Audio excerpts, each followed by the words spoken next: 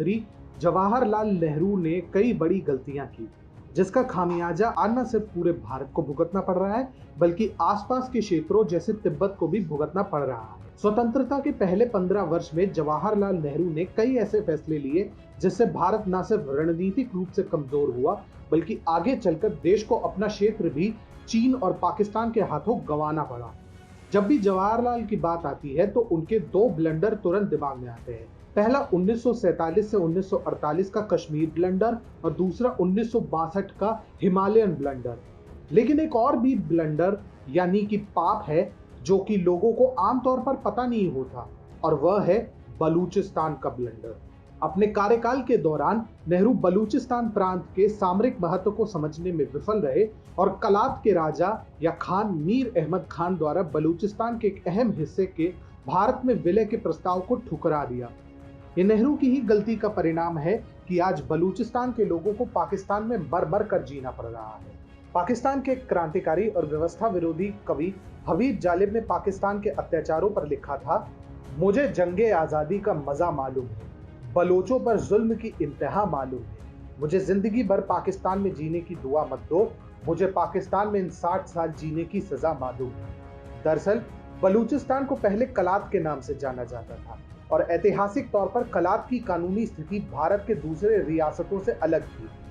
तत्कालीन ब्रिटिश सरकार और कलात के बीच के संबंध 1876 में हुई संधि पर आधारित थे, जिसके अनुसार ब्रिटिश लोग कलात को एक स्वतंत्र राष्ट्र का दर्जा देते थे।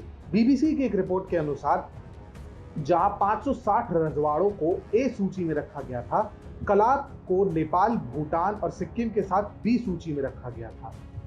इस रिपोर्ट में यह दावा किया गया है कि वर्ष 1946 में कलात के खान ने समद खान को अपनी स्थिति स्पष्ट करने के लिए दिल्ली भेजा था, लेकिन नेहरू ने कलात के इस दावे को अस्वीकार किया था कि वह आजाद देश है। तिलक देवेशर की किताब द बलूचिस्तान कोनंड्रम के अनुसार उस दौरान तत्कालीन कांग्रेस अध्यक्ष ने बलूचिस्तान की आजादी पर ही सवाल खड़ा कर दिया।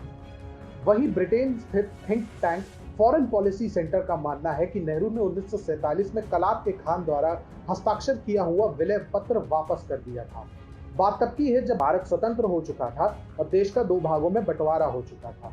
उस दौरान भी बलोच पहले की तरह ही स्वतंत्र रहना चाहते थे, परंतु पाकिस्तान ने अपने स्वभाव के अनुरूप वर्ष 1947 से 1948 में बलूचिस्तान को अपनी सीमा में मिलाने का प्रयास किया, लेकिन तब बलूचिस्तान के लोगों ने विरोध करना शुरू कर दिया।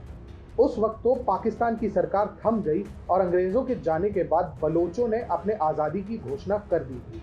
परंतु सबसे भयंकर मोड़ तब आया जब कलात के तत्कालीन बलोच के खान ने 27 मार्च 1948 को ऑल इंडिया रेडियो सुना। ऑल इंडिया रेडियो पर तत्कालीन गृह मंत्री के सेक्रेटरी वीपी मेनन ने कहा, कलात के खान भारत में विलय करने के लिए दबाव डाल रहे थे, लेकिन भारत ने इस प्रस्ताव पर कोई ध्यान नहीं दिया है और उसका इससे कोई लेना देना नहीं है। खान ने ऑल इंडिया रेडियो का 9 बजे का बुलेटिन सुना और उनको इस भारत के इस व्यवहार से तगड़ा झटका लगा। तिलक देवेशर की किताब द बलूचिस्तान कोनंड्रम में लिखा है कि इसके बाद उन्होंने जिन्ना से संपर्क किया और पाकिस्तान के साथ संधि करने के लिए बातचीत की पेशकश कर दी। हालांकि बाद में जब विपक्ष ने सवाल पूछे तो 30 मार्च 1948 को नेहरू ने इस खबर को गलत बताकर पल्ला झाड़ दिया, लेकिन तब तक पाकिस्तान बलूचिस्तान पर हमला कर चुका था। मानवाधिकार कार्यकर्ता वसीम अल्ताफ के अनुसार जिन्ना के आदेशों पर 27 मार्च 1948 को GOC major general Mohammad Akbar Khan के नेतृत्व में 7वीं बलोच रेजिमेंट के लेफ्टिनेंट कर्नल गुलजार ने कलात के खान पर आक्रमण कर बलूचिस्तान को जबरन पाकिस्तान में मिला लिया। कलात के खान को बंदी बना के कराची ले गए और उन्हें विलय पत्र पर हस्ताक्षर करने के लिए मजबूर कर दिया। हैरानी की बात तो यह है कि एक तरफ जहां भारत के शीर्ष नेता बलूचिस्तान को स्वतंत्र भी नहीं मान रहे थे, तो वही पाकिस्तान कई महीनों से उसे अपनी सीमा में मिलाने के लिए योजना बना रहा था। 22 मार्च 1948 को पाकिस्तान के तत्कालीन प्रधानमंत्री लियाकत अली खान ने बलूचिस्तान को पाकिस्तान में मिलाने के लिए तीनों सेना प्रमुखों की एक बैठक की अध्यक्षता की थी। इससे स्पष्ट है कि नेहरू ना तो बलूचिस्तान प्रांत के रणनीतिक महत्व को समझ पाए, ना ही उन्हें बलूचिस्तान की हिंद महासागर क्षेत्र से निकटता का कोई महत्व समझ में आया। नेहरू खुद को एक राजनयिक मानते थे, लेकिन उन्हें कूटनीति और रणनीति दोनों की बिल्कुल भी समझ नहीं थी। वे एक दूरदर्शी नेता नहीं थे, इसलिए कहना गलत नहीं होगा कि नेहरू ने कई रणनीतिक ब्लंडर किए, लेकिन उनमें सबसे बड़ा ब्लंडर